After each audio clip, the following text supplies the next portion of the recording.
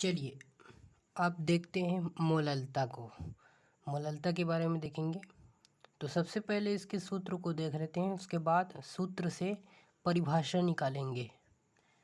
तो मोललता को small M से दिखाते हैं, स्मॉल एम से, और मोललता का जो मान है वो होता है इज इक्वल टू होता है NB/WA। ठीक है। अब यहाँ पर क्या क्या है देखो, यहाँ पर NB क्या है, विलेय के मोलों की संख्या, विलेय के मोलों की संख्या। ठीक है, विलेय के मोलों की संख्या। अब दूसरा है WA। WA यहाँ पर नीचे दिया है, इसका मतलब है विलायक का द्रव्यमान, विलायक का द्रव्यमान किसमें, किलोग्राम में, किलोग्राम, यानी ये किस में होता है, किलोग्राम में। ठीक है। तो मोललता जो है वो NB/WA के बराबर होता है। ठीक है, अपॉन में NB/WA इज इक्वल टू मोललता।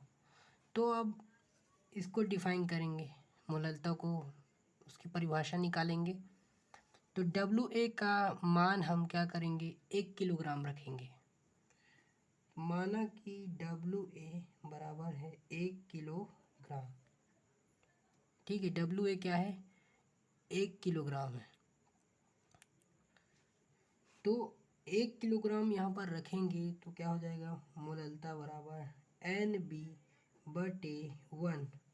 तो मोललता बराबर क्या हो जाएगा, NB।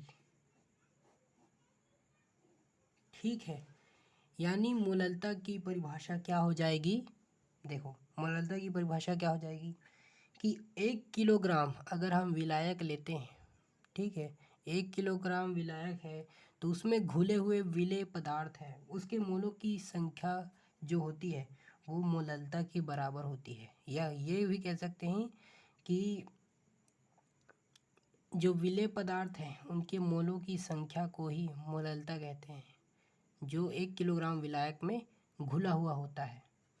तो इस तरह कहेंगे कि 1 किलोग्राम विलायक, 1 किलोग्राम विलायक में घुले हुए विलेय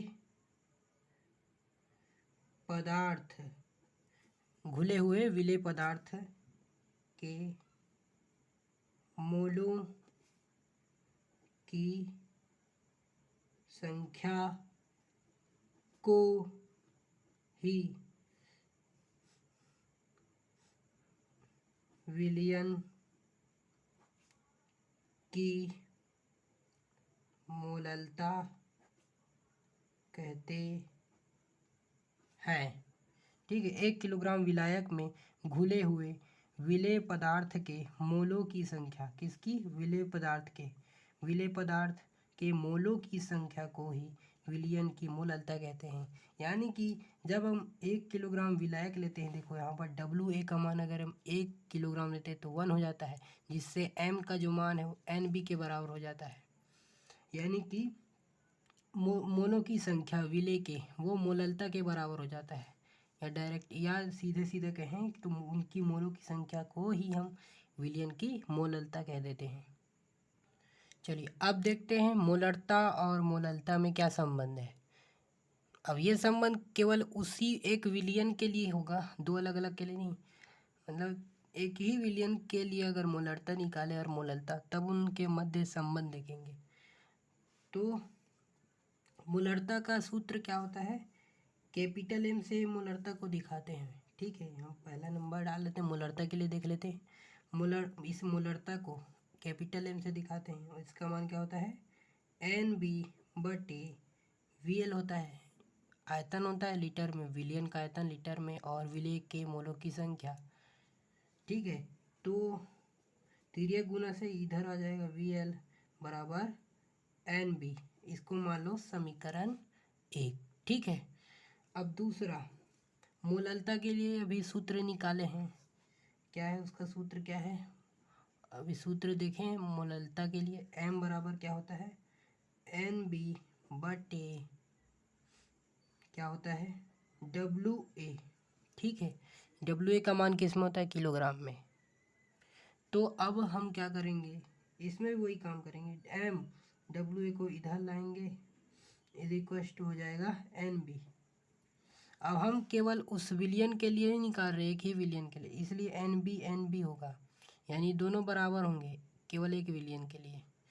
तो चूंकि हम यहाँ पर देख रहे हैं कि दोनों समीकरण दिया है 1 और 2, इनमें जो राइट हैंड साइड है NB और NB क्या है, बराबर है, तो लेफ्ट हैंड साइड भी क्या होंगे, आपस में बराबर होंगे।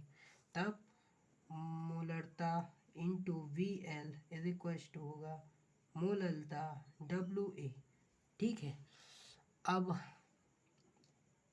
Capital M upon small m is equal to हो जाएगा WA बटे VL।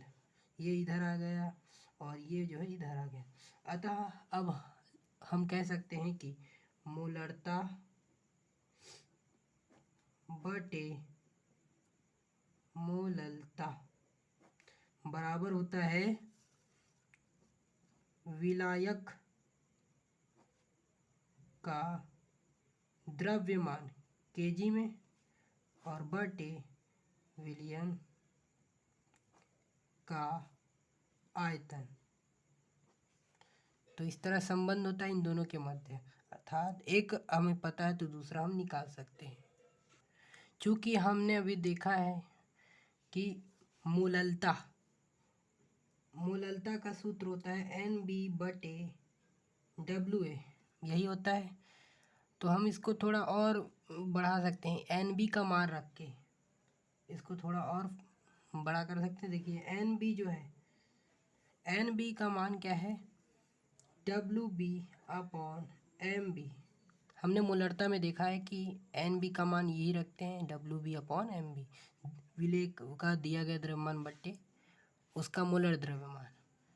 तो हम अगर मोललता में इसको रखते हैं तो क्या होगा,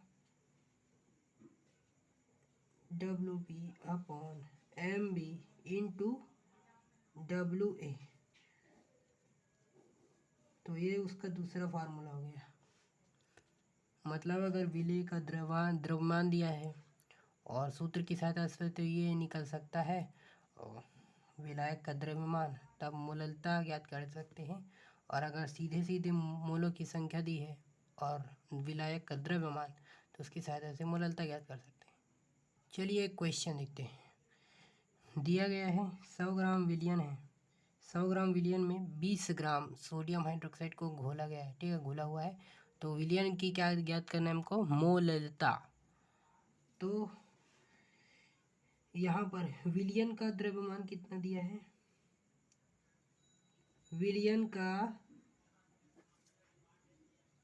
द्रव्यमान कितना है, 100 ग्राम।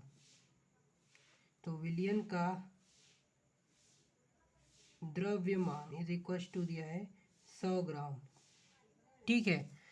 और यहाँ पर विलेय कौन है, सोडियम हाइड्रोक्साइड। ठीक है। बी क्या है, विलेय को बताता है। ठीक है, ये बताता है विलेय को। ठीक है, ये बताता है किसको है, विलेय को, बी।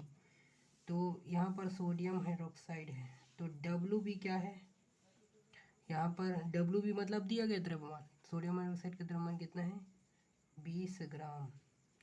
अब हम MB का मान भी निकाल सकते हैं सूत्र की सहायता से। सोडियम का कितना होता है, 23 होता है, ऑक्सीजन का 16, हाइड्रोजन का 1। तो इस तरह से ये हो जाएगा 40 ग्राम प्रति मोल, ये उसका मोलर द्रव्यमान। ठीक है, मोलर द्रव्यमान। अब WB पता चल गया, MB पता चल गया। अब विलायक का द्रव्यमान निकालेंगे।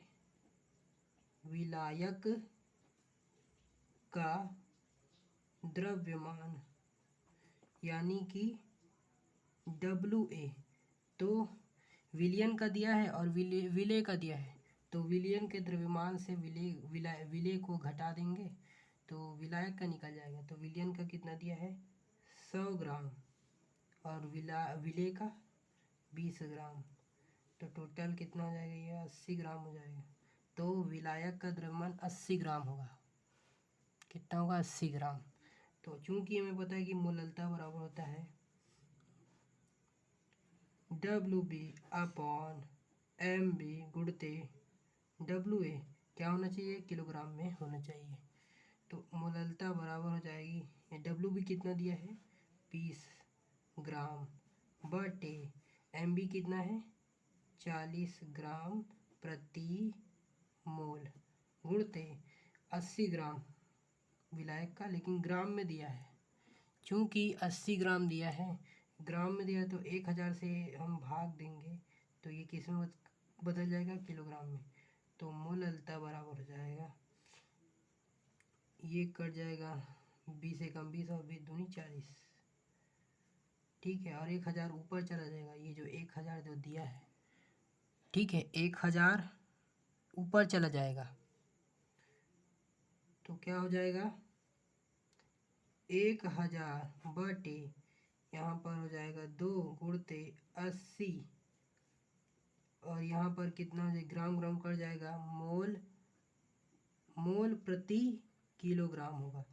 तो मोललता का जो मान है हो जाएगा यहाँ पर, यह कट जाएगा और 4 से अगर भाग देंगे तो 25 और ये दूनी तो 25 बटे कितना हो जाएगा 4, 25 बटा 4, 4 6 का हो गया 24.1 बचा, 4 दूनी 8, 2 बचा, 4 पंजे 20, इतना मोल प्रति किलोग्राम, यानी 6.25 मोल प्रति किलोग्राम होगा मोललता।